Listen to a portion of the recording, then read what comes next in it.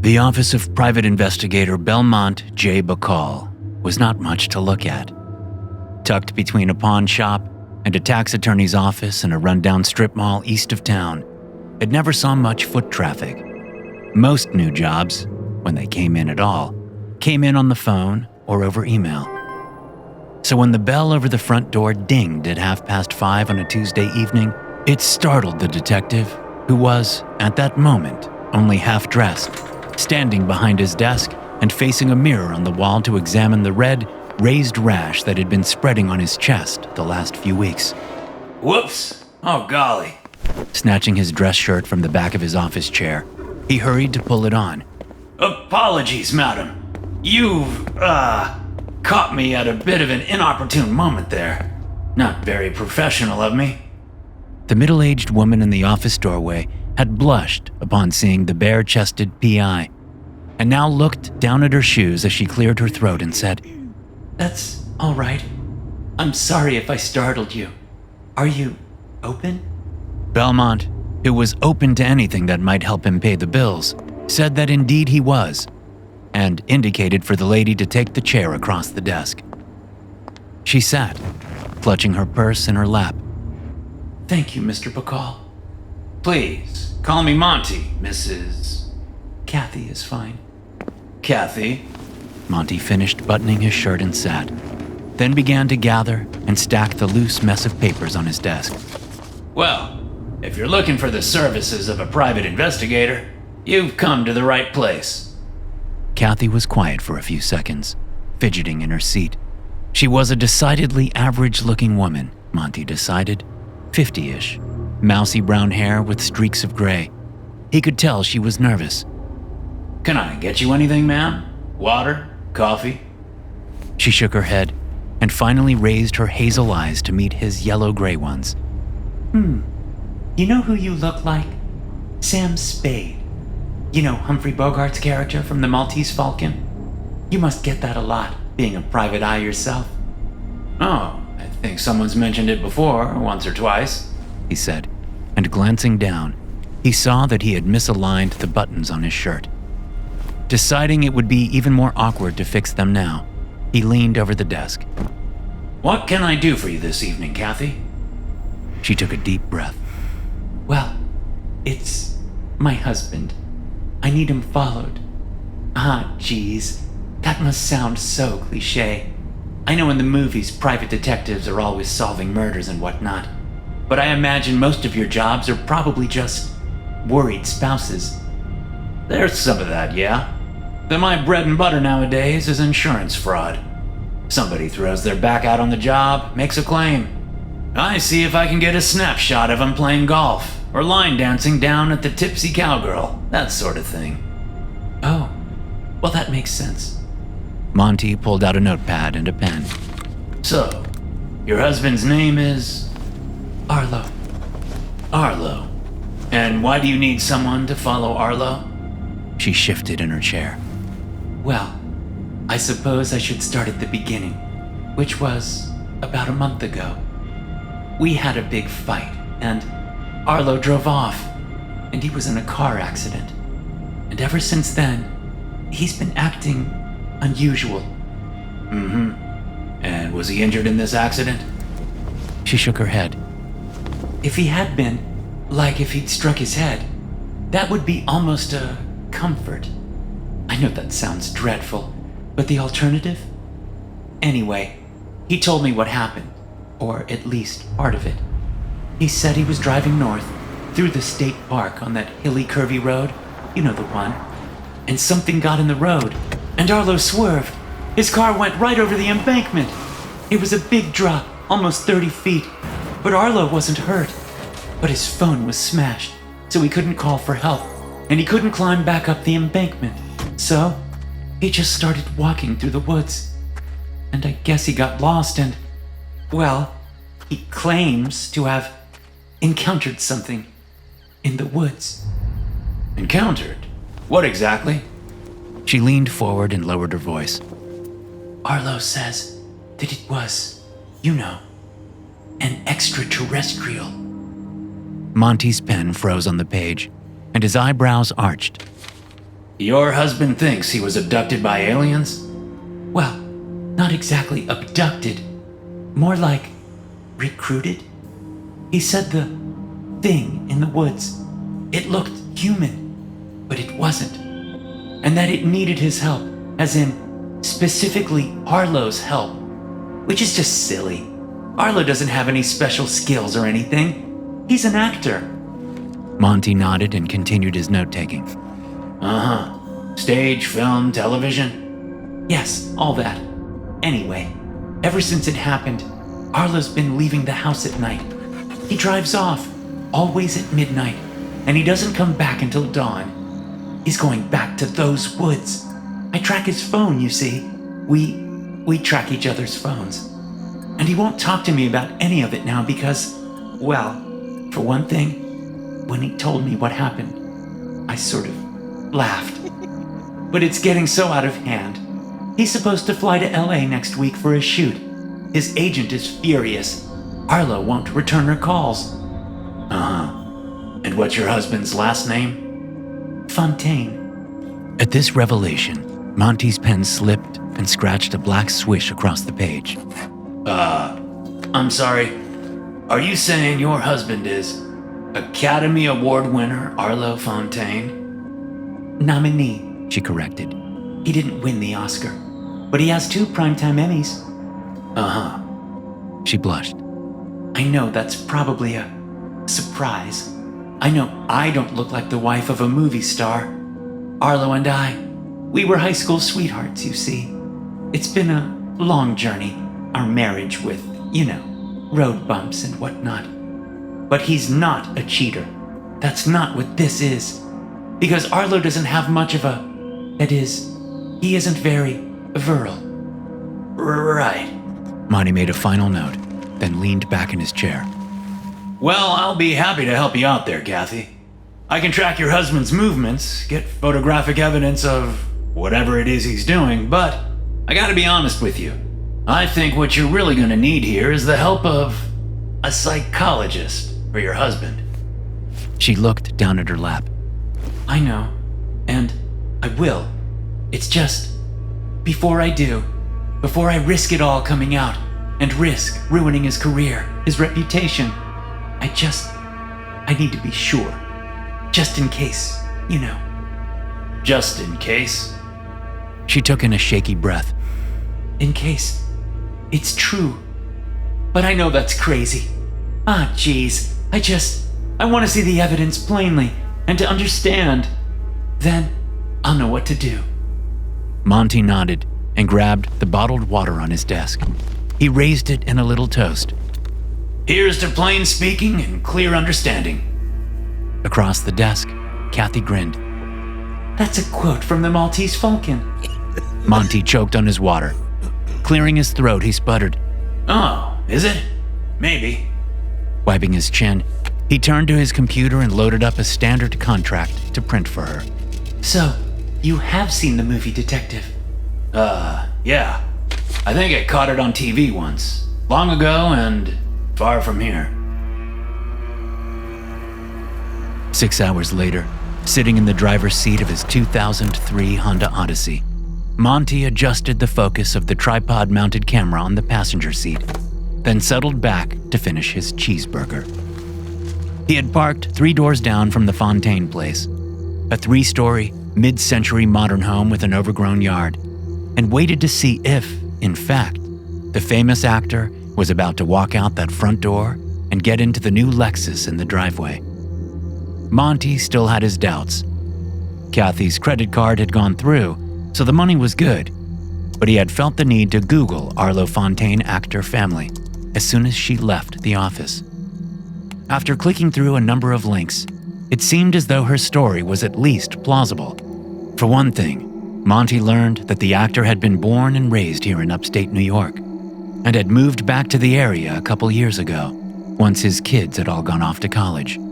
According to Arlo Fontaine's Wikipedia page, he had married young to his high school girlfriend, and it didn't show any record of divorce. But Monty was unable to find any photos of Kathy or their children online.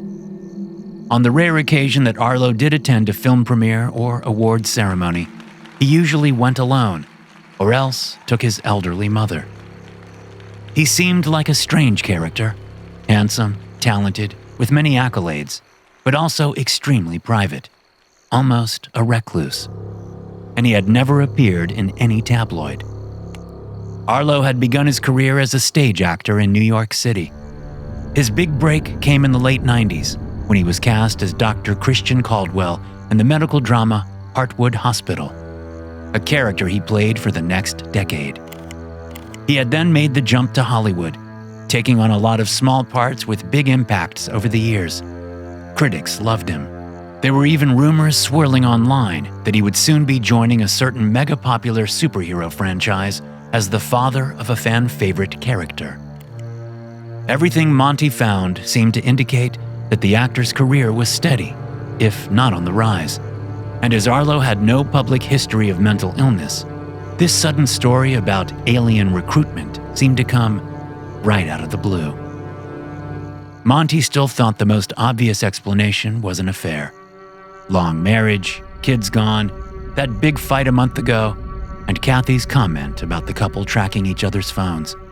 It all added up to infidelity.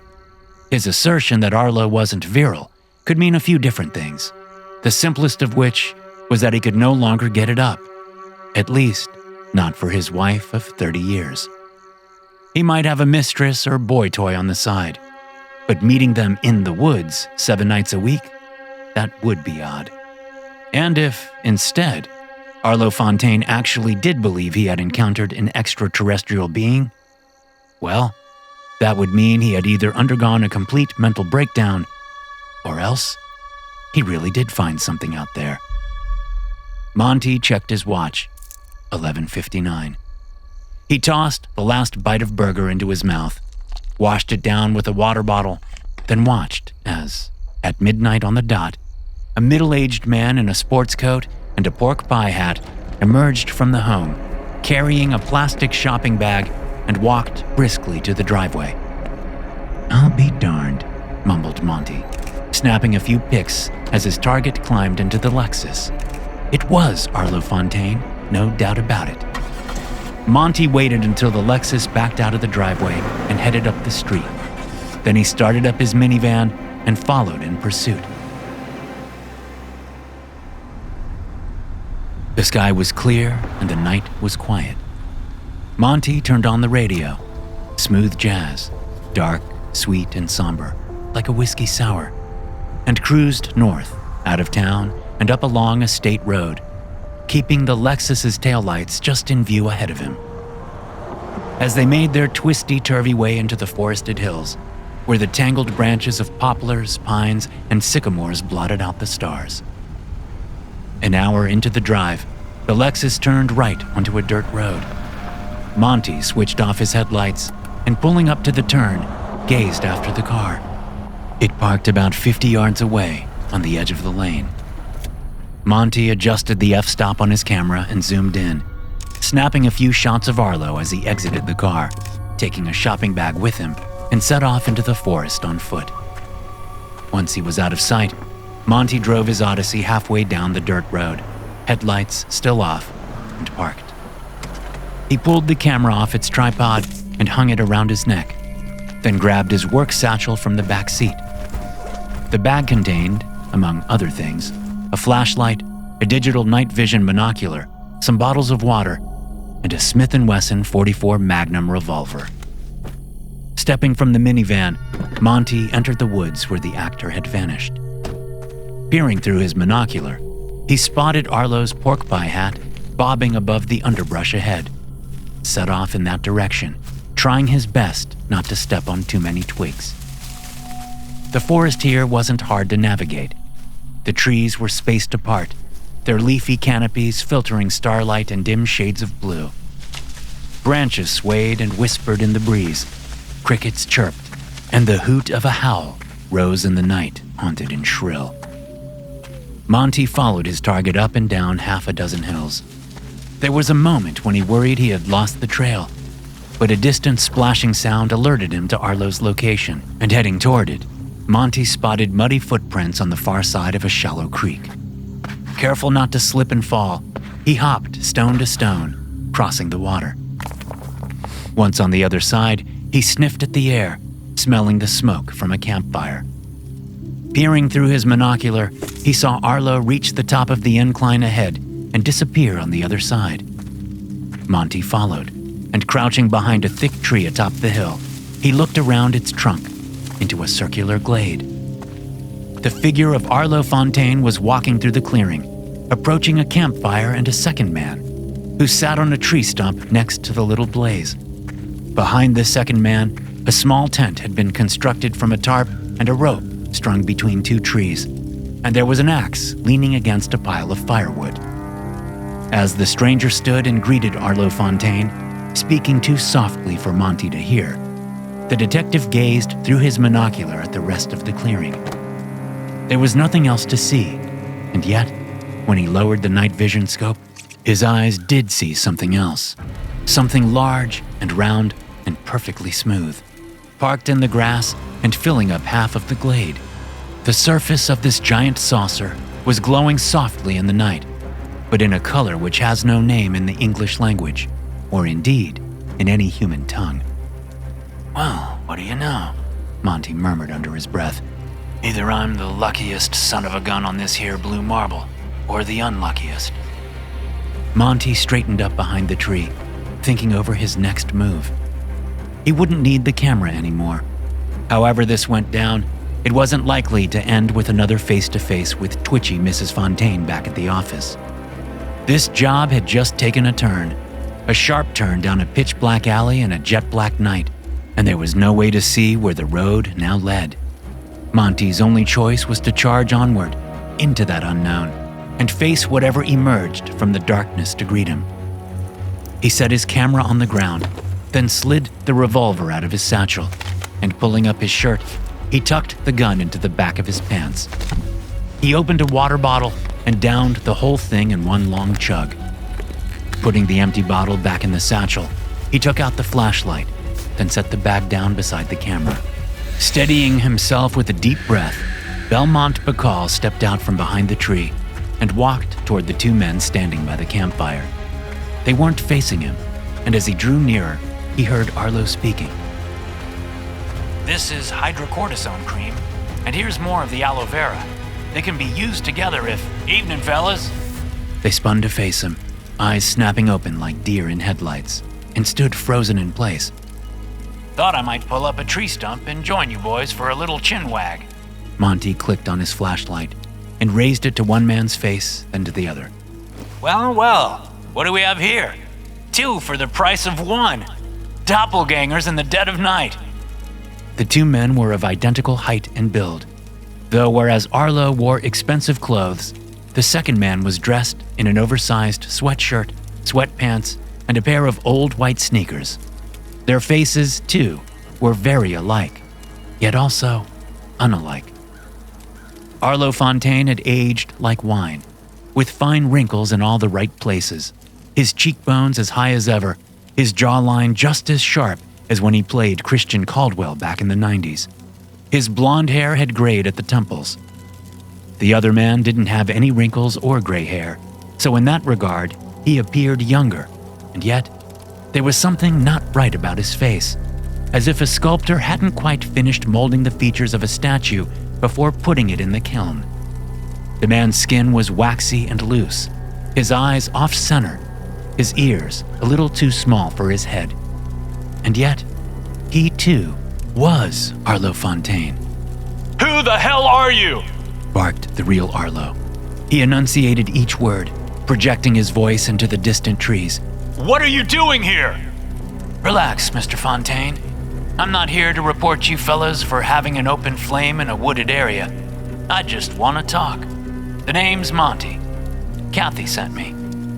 At the mention of his wife's name, a crazed look came into Arlo's eyes, and the color drained from his cheeks.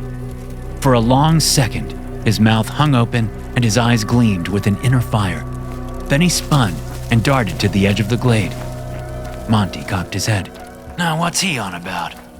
The actor grabbed something off the ground, turned, and came running back toward the fire, holding the axe over his head. You honey-tongued, home-wrecking son of a bitch! What the? Monty stepped backward as Arlo brought the axe down in a clumsy swing, tripping over his own feet and face-planting in the dirt, the axe thudding into the ground beside him. Cool yourself, Fontaine, Monty shouted, drawing out his revolver and holding it up in the flashlight's beam. You see this? This ain't no stage prop. And you, keep your hands where I can see them. Monty stepped forward and kicked the axe away from the actor on the ground. Get up, Arlo. Go stand next to your buddy. That's right. Now you listen to me and you listen good. I don't know who you think I am, but my name is Monty Bacall. I'm a private investigator. Your wife hired me to check up on you. She's worried. You're a PI? Kathy hired you? That's right. Oh, goodness. Arlo looked like he was going to be sick. I do apologize. I lost it there for a moment. My brain's been all fuzzy lately. You think? Monty lowered the gun and turned to the other man. And then there's our little friend here. You know, when Mrs. Fontaine said her husband had been acting strange lately, I wondered if he'd been swapped out for you. But that's not what's going on here, is it? This is something else. For the first time, the other Arlo opened his mouth and said, in a rather grotesque imitation of the actor's voice, He is healing me. Healing you? From what exactly? With trembling hands, the strange man pulled up his sweatshirt to reveal his chest. An ugly, red rash covered the skin, like crimson scales. It is agony. Monty sighed. You don't have to tell me. Monty turned the flashlight to aim at his own chest, and undoing his top two buttons, pulled it open to reveal his own skin and the scaly red rash upon it. The real Arlo gasped. But then, are you also? Swing and a hit, Mr. Fontaine. I am also. The detective rebuttoned his shirt. Which is why I think I can guess what's happened here. You, sir, He aimed the flashlight at the other Arlo still holding up his sweatshirt. are a new arrival to this backwater little planet. And on your voyage here, you took it upon yourself to study up on the humans of Earth by perusing the radio and television programs they send out. Furthermore, I'm willing to bet you got rather obsessed with one program in particular. So much so that the human body you were growing for yourself started to take on the appearance of your favorite character. Maybe you even plan to model your own career here on Earth after his. That all sound about right? The man lowered his sweatshirt, looking bashful. Don't worry, it happens to the best of us. Monty turned the flashlight again, this time pointing it at his own face so that, for the first time, they both got a good look at him. But you're the spitting image of Stammered Arlo. Humphrey Bogart, circa 1941. Yep, still, could have been worse. Could have been Peter Lorre. He aimed the beam back at the other Arlo. So, what are you calling yourself? Caldwell. Figures. Well, listen here, Caldwell. That man right there, he is not a real healer. Heartwood Hospital isn't even a real place. Those stories are lies. Lies humans tell each other for entertainment. I know that's hard to understand right now, but after a few years in their form, human ways will begin to make more sense. For now, you just gotta take my word for it. But the pain is real. Yeah, I know. And it isn't something cortisone or aloe vera gel is gonna fix. The rash, the pain, it's your body's reaction to kappa radiation. Radiation coming from... Monty lifted his gaze up through the break in the trees around the glade, to the twinkling stars above. It's from her. And it means her searchlights are currently passing over the corner of the galaxy. She's trying to sniff us out. Caldwell shuddered. Arlo cleared his throat. I'm sorry, I'm trying to follow here. By her, you mean? Monty closed his eyes. The Huntress. A breeze arose, velvety and chilled like the soft touch of death. The branches swayed and the fire crackled, spitting embers into the wind. Monty opened his eyes and looked back at Caldwell. Don't worry, it's happened before. Usually passes in a month or two, and then your body can start to heal. But in the meantime, best we can do is stay hydrated and try not to scratch. At this suggestion, Caldwell's hands moved automatically to his chest, and he began to scratch through his sweatshirt. I said don't scratch, and... Listen up, bud. This place, you can't stay here. Upstate New York is my territory, has been for 50 years. If we're spread out, the searchlights don't have much to go on. We get too many of us close together, and the biometric readings get easier to find. So, you gotta scram. Now, tonight. My recommendation? Hitchhike north, cross the border into Canada. Lot of open space up there. Places to start over, to make a life for yourself. You understand? Caldwell blinked, mouth hanging open. It was always hard to read the emotions on a newly grown body, but Monty was starting to wonder if there was also something off about this Caldwell guy. In fact, he thought there was a distinct possibility he was dealing with the grade A moron. His species had those, just like humans, just like everybody. Monty realized he was still holding the revolver. He shoved it into his pocket and turned to Arlo. There's still the matter of you, the OG you. I get how this started. Caldwell tracked you down, made you swerve off the road, begged for your help. But why did you help him, Mr. Fontaine? Why did you keep coming back here? Arlo exhaled, turning his tired eyes to the fire. Then he shuffled over to the tree stump and sat, pulling off his hat and holding it in his lap. The actor looked haunted, broken, diseased in spirit and mind. And Monty realized that of the two possibilities he had considered regarding Arlo's current plight, both were true. Arlo Fontaine had found something, and he had undergone a mental breakdown. I don't rightly know why I'm doing it, Mr. Bacall. I know this is also utterly fantastical, but I suppose it's been a distraction. Yes, a distraction at a time I most desperately needed one. Monty stepped toward him. Why, if I may ask? Arlo gazed into the flames. I couldn't find my phone one day, and I needed to check the time, so I grabbed Kathy's phone off the table. And on the screen, there was a text message from a number I didn't recognize, and I was curious. He squeezed the hat in his hands. There were so many messages, going back months, and images, and videos. Videos Kathy took of herself, and videos of the man, and then some of the two of them together. Ah, Monty interrupted, nodding to himself. Your wife's the one having the affair. That makes sense. I beg your pardon? Sorry, bud. Just putting the puzzle together, that's all. Go on. You were saying that there were videos? I assume of the two of them, naked and gyrating and whatnot. Yes! I think you get the picture. The actor shouted, trying to hold back tears. With an effort, he relaxed his grip on his hat and began to smooth it back into shape. I confronted Kathy. She told me everything, including the fact that I had never satisfied her, that I'd never been enough. And then I drove away. I didn't know where I was going or what I would do. I knew my life would never be the same. Those images, those videos, they were burned into my mind like the flames of this campfire.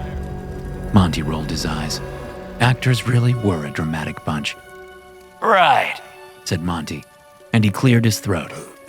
So that's who you thought I was when I said that Kathy had sent me? Her, lover? Arlo winced. Don't say lover. All right. Booty call companion? How is that better? Hey, relax, Pops. I'm not the one humping the missus. I get it. Had to be rough. I guess I can see how you jump at the chance to focus on something else. Anything else. But why did you believe Caldwell's story? Arlo glanced up. He proved it to me, of course. Proved it. How? The ship. You know, his, flying saucer. The actor raised a hand and pointed to the other side of the glade. It's parked right there, but you can't see it. Actually, I can. You cannot. You shouldn't be able to sense it at all. So again, why believe him?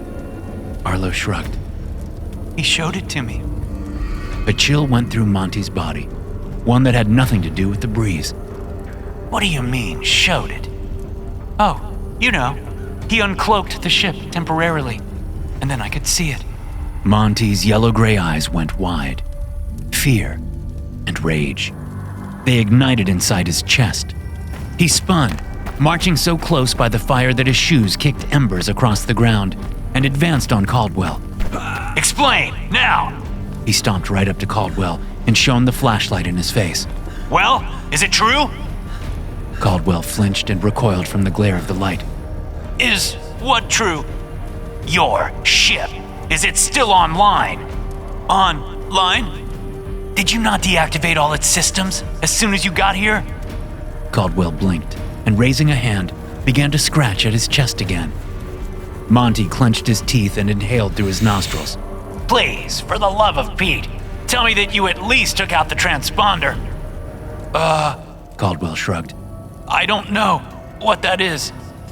Monty swooned, lightheaded at the rush of adrenaline his body had suddenly produced. Jiminy Christmas! Monty threw down the flashlight and sprinted toward the saucer. Leaping, he grabbed hold of its central edge, then pulled himself, grunting, onto its roof. Good heavens! Gasped Arlo, no doubt transfixed by what, to his human eyes, appeared to be a man crawling midair up an invisible incline.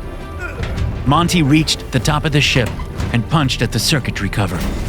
It popped open and he leaned forward, sliding his right arm inside, bending his elbow and grasping to the left. Is there anything I can help with? Called Arlo. Yeah, Monty grunted. you can shut your trap and let me do my thing. His fingers brushed past the ship's gravity compass, then snagged on the tiny, ice-cold transponder cube in its housing. He reached a little farther in, cringing in pain as his inflamed chest rubbed against the metal, then managed to detach the device and withdrew his arm. He lay for a moment, panting, staring at the transponder. Then he turned and let himself slide smoothly down the ship's roof and off its edge. He landed with his knees bent and marched back over to Caldwell. Do you know what you've done? He asked, holding out the transponder. Her searchlights have been on us for weeks, and this has been transmitting the entire time. Do you know what that means? Caldwell only stared, his lopsided features flickering in the firelight. It means she is coming. You let her right here. I didn't. Monty tightened his fist around the frigid cube. So either you are the biggest blockhead this side of the galactic bulge, or else. Monty's expression softened. He cocked his head, gazing into the other's frightened face. How old are you, Caldwell? I don't know. When were you born? Which astrocycle? Do you remember? Caldwell blinked, thinking hard. Second neon, maybe? Monty took a step back and exhaled. Golly! You're just a kid. You must have been, what, an infant when the massacre happened? You grew up in that ship, didn't you? All alone, on a preset course. Your parents must have. Wowzer. Arlo stepped up beside the detective, staring with him at the half-baked face of Caldwell. He's a child? Yeah, barely that. Monty turned and paced away, the campfire at his back, the transponder cold in his hand. Arlo followed him, standing sheepishly at his side. You're people. The actor said, his voice low. You're not just visitors on our planet, are you? And you're not here to spy or to conquer or anything like that. You're just trying to survive. You're refugees, yes? Monty slipped the transponder into his left pocket, then stared out into the deep, dark forest around them. Yeah, He said in a breathy whisper. that's about the sum of it. And the thing you're running from, it massacred your species, didn't it? This Huntress. What is she, Inspector? What is the Huntress? Monty turned to the man he had followed here. She is the stuff nightmares are made of. Over by the fire, Caldwell had reached under his sweatshirt to scratch directly at his chest. Hey, I told you. Monty chided, marching back to him. No, scratching.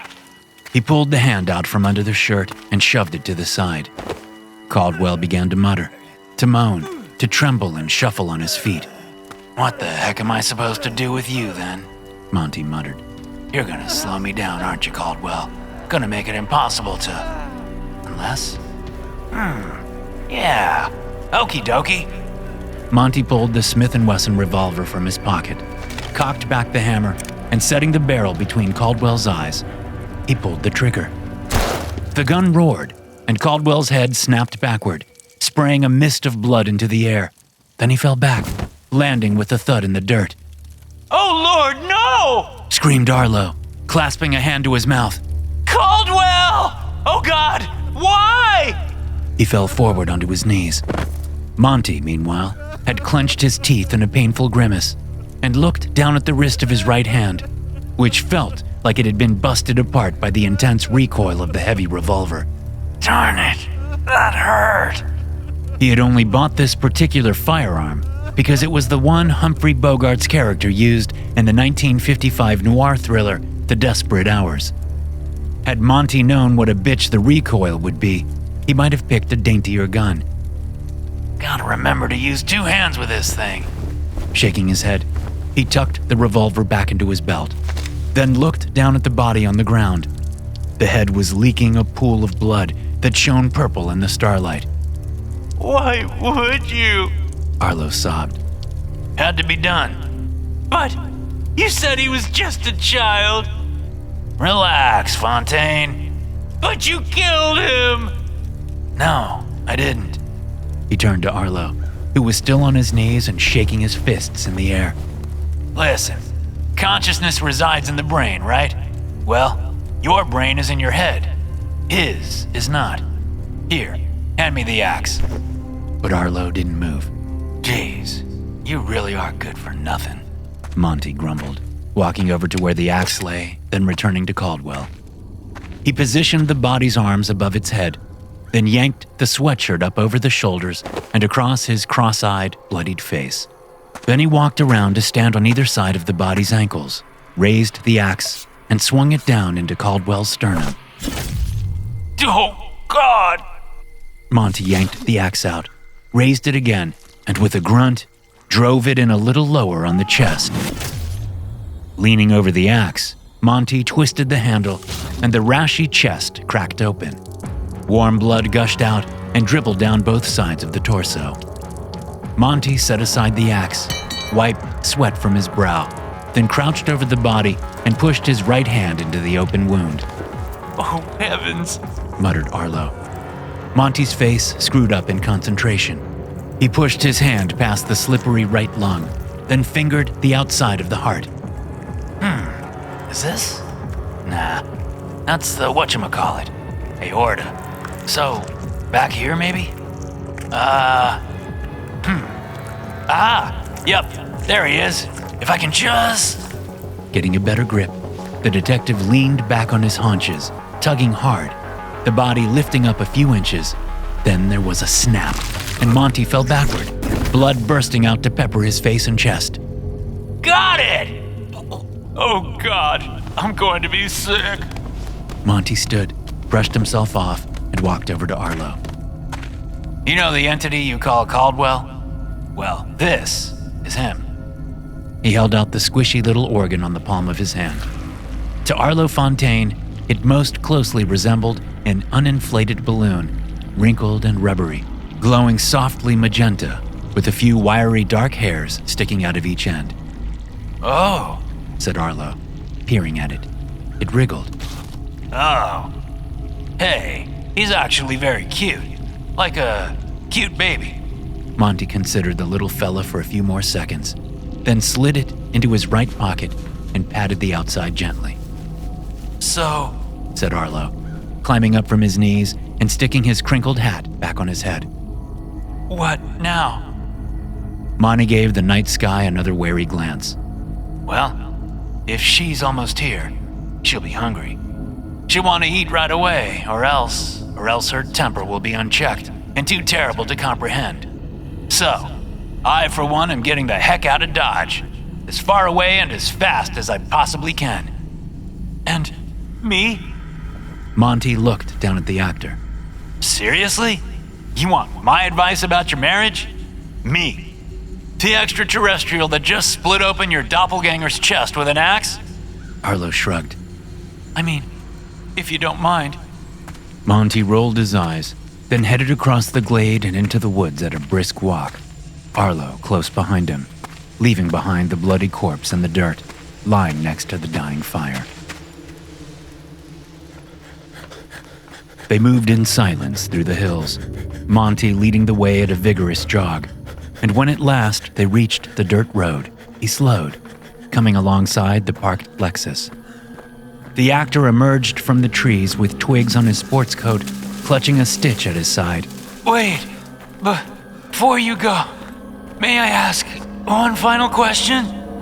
Monty turned. As long as it's not about how to pleasure your wife, sure, make it fast. No, it's just, I've always wanted to know. Arlo swallowed, and stepping closer, he whispered, The pyramids, did your kind, you know. Monty leaned down and placed his hands on Arlo's shoulders. Mr. Fontaine, we have machines which can traverse the space between the stars, and knowledge beyond the scope of human imagination.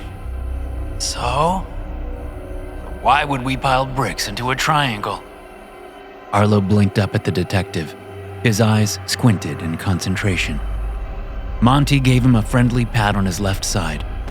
Good luck, Arlo. As he turned and ran toward his own vehicle parked further up the dirt trail, Monty added, under his breath, You're gonna need it. He pulled open the driver's side door of the Honda Odyssey and, careful not to squish the youngster in his pocket, hopped in and started up the engine. As he accelerated up the lane, Monty felt just a tiny bit guilty for the little maneuver he had just pulled on Arlo Fontaine. Many of the tricks of the PI trade could come in handy for an alien on the run. The ability to blend into a crowd, the use of disguises, the creation of new identities, and, when the need arose, the subtle art of pickpocketing. Monty had rarely found the need to pickpocket a target, but he was practiced in the method, and the same principles had applied when doing the opposite and inserting something into a pocket instead.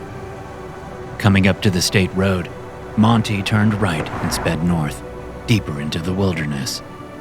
Behind him, Arlo turned his Lexus left, heading back to town, completely oblivious to the fact that a small, cubic transponder device now resided in the left-hand pocket of his sport coat. Safe in his minivan, Monty felt his skin prickle. He let out a shaky breath, and a cloud came with it. The air had gone suddenly cold. He had acted just in time. Leaning over the steering wheel, Monty peered up through the windshield, up at the river of stars visible between the trees. Only, the stars ahead of him, they had vanished, blocked from view as something vast and dark and hideous approached on the wind and passed above him. She had 6 great wings of shadow and 3 long tails of smoke. Her head was all beak and teeth and gaping throat, and her multitudinous breasts swayed beneath her segmented body as she glided overhead, silent as the black beyond the galaxy's edge. Eyeless, voiceless, the Huntress came, wrought only of appetite and anger, and with a spirit like a raging storm. Monty looked in the rearview mirror and watched as, in the distance behind him, the Lexus lifted silently up off the street. For the briefest of moments, it hovered in the air, Then the vehicle dissolved into glittering splinters of steel and glass, and there, hanging in the night like a puppet on invisible strings, floated the actor. Monty could hear his scream, even from afar, as Arlo Fontaine was sucked up into the winged shadow, swallowed by the Huntress, wrenched from the bonds of time and space, devoured by darkness. Monty sped up, swerving along the curvy road in the night, the child wiggling nervously in his pocket. He looked again in the rearview mirror, this time to focus on the reflection of his own yellow-gray eyes. Look at me, Sam, he said aloud to himself, quoting the film he had watched so many times on his voyage to this planet. You always think you know what you're doing, but you're too slick for your own good. Someday, you're going to find out. Someday, maybe, but not today. No, sir, not today. Thanks for listening. If you enjoy these stories, be sure to subscribe to the podcast and check out some more of my episodes here.